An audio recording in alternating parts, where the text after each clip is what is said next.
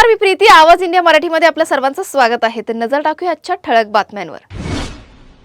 महाराष्ट्रातील राज्यसभेसाठी उमेदवारांच्या निवडीसाठी राजकीय तयारी जोमात आहे. मिळालेल्या माहितीनुसार महाविकास आघाडीतील राष्ट्रवादी काँग्रेसकडून पार्थ पवार यांचं नाव जवळपास निश्चित झालंय. भाजपकडून रामदास आठवले यांचं नाव ठरलं असून आणखीन 3 उमेदवारांच्या निवडीवर कोर कमिटीमध्ये चर्चा होणार आहे. शिवसेनेकडून राहुल शेवाळे यांचं नाव जवळपास निश्चित झालं असून उपमुख्यमंत्री सुनेत्रा पवार यांना राष्ट्रीय अध्यक्ष म्हणून शिक्कामोर्तब केलं जाणार आहे. राज्यसभेसाठी उमेदवारांच्या निवडीमुळे पक्षांमध्ये राजकीय गती वाढल्याची चिन्ह स्पष्ट दिसतात. भाजपमध्ये महाराष्ट्रातील निवडणुकांनंतर संघटनात्मक फेरबदलांना सुरुवात झाली आहे. या बदलात काही नेत्यांना नव्या जबाबदाऱ्या देण्यात आल्या असून काहींना बाजूला करण्यात आले. गेल्या 8 वर्षांपासून पक्षाचे मुख्य प्रवक्ते म्हणून भूमिका बजावणारे केशव उपाध्ये यांची प्रदेश उपाध्यक्षपदी नियुक्ती करण्यात आली आहे. त्यांच्या जागी नवनाथ बन यांची मुख्य प्रवक्ते म्हणून निवड करण्यात आली आहे. टीव्ही डिबेट्स आणि सोशल मीडियावर पक्षाची भूमिका ठामपणे आणि आकडेवारीसह मांडणारे उपाध्ये हे आक्रमक आणि संयमी चेहरा म्हणून ओळखले जात होते. नव्या कार्यकारिणी त्यांना बढती देत संघटनात्मक पातळीवर महत्त्वाची जबाबदारी देण्यात आली आहे. या बदलानंतर उपाध्ये यांनी सोशल मीडियावर प्रतिक्रिया देताना माजी प्रदेशाध्यक्ष चंद्रकांत पाटील यांनी दिलेल्या उदाहरणाचा उल्लेख केलाय. संघ परिवारात कार्यकर्ता हा पोस्ट कार्ड सारखा असतो. जो पत्ता त्यावर टाकाल त्या पत्त्यावर ते पोहोचतं, असं उदाहरण देत त्यांनी पक्षाने दिलेली प्रत्येक जबाबदारी प्रामाणिकपणे पार पाडल्याचं नमूद केलं. 26 वर्ष पक्षाचं काम करत आहे. जी जबाबदारी दिली ती पूर्ण करण्याचा प्रयत्न केला. गेले 8 वर्ष मुख्य प्रवक्ते म्हणून काम केलं. आता पक्षाने प्रदेश उपाध्यक्ष पदाची जबाबदारी दिली आहे. मी नेतृत्वाचा आभारी आहे, अशा शब्दात त्यांनी पक्ष नेतृत्वाचे आभार मानले. महाराष्ट्र विधानसभेत आज धान उत्पादक शेतकऱ्यांना बोगस देण्याच्या मुद्द्यावर लक्षवेधी मांडल्यावर सत्ताधारी आमदारांमध्ये तणाव निर्माण झाला. भाजपचे ज्येष्ठ नेते सुधीर मुनगंटीवार यांनी नागरी अन्न पुरवठा विभागाचे राज्यमंत्री योगेश कदम यांना अभ्यास न करता उत्तर देण्याबाबत टोकाचे सवाल विचारले. मुनगंटीवारांनी सांगितलं की डिसेंबर 2025 मध्ये मुख्यमंत्र्यांनी तात्काळ कार्यवाहीचे आदेश दिल्यानंतरही अन्न नागरी पुरवठा विभागाने काहीही तयारी केली नाही. 7 लाख शेतकऱ्यांना बोनस मिळण्याची प्रतीक्षा असताना विभागाकडून विलंब होत असल्याचं त्यांनी अधिवेशनात लक्षात आणून दिलं. राज्यमंत्री योगेश कदम यांनी गेल्या 3 वर्षात दिलेल्या बोनसचे आकडे मांडले. 2022-23 मध्ये 823 कोटी, तर 2023-24 मध्ये 1378 कोटी आणि 2024-25 मध्ये 1628 कोटी रुपये. परंतु मुनगंटीवारांनी तांत्रिक उत्तरावर संतोष न दाखवत धान विक्री होवो अथवा न होवो पोर्टलवर नोंदणी असलेल्या सर्व शेतकऱ्यांना बोनस मिळावा अशी मागणी केली आहे.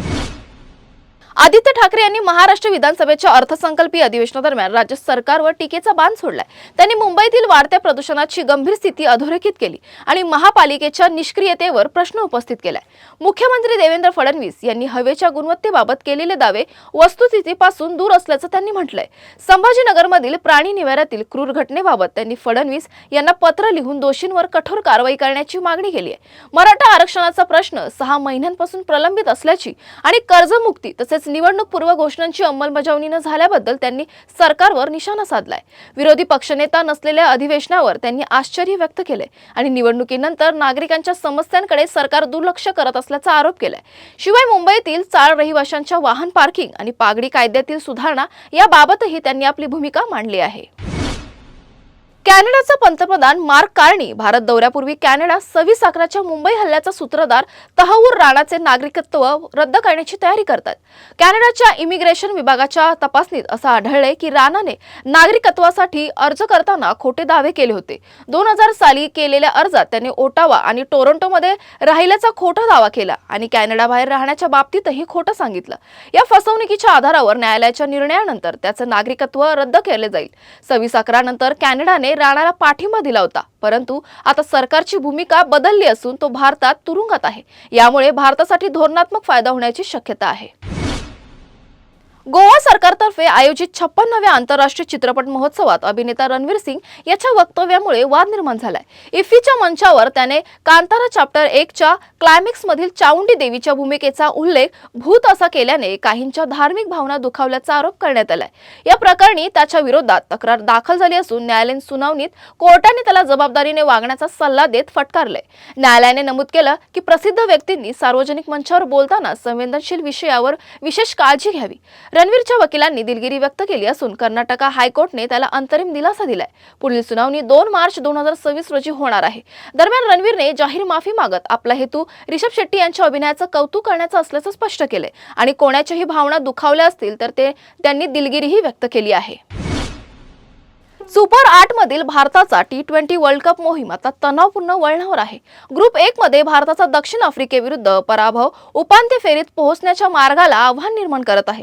वेस्ट इंडियन संघाने झिम्बाब्वेला 107 धावांनी पराभूत करून ग्रुपमध्ये अव्वल स्थान पटकावलंय, तर दक्षिण आफ्रिका दुसऱ्या स्थानी आहे।